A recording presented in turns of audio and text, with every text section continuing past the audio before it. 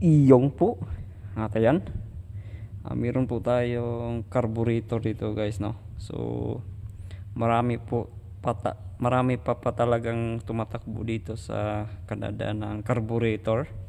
So ito po yung carburetor ng Chevrolet 1990s guys. Okay, no? So ginawa lang dito ay linis at saka palit ng kit, yung mga kit yan guys, yung mga kit na yan. Tapos minamarinate ko pa yung ano niya guys, yung mga pisa yan, minamarinate ko pa, ibabad ko pa to ng pang matagalan kasi sobrang dumi na. Ito yung kulay niya, so puting puti po ito. So ngayon iba na yung kulay niya. Okay, so yan, ito yung mga needle niya guys, no? So tumatakbo pa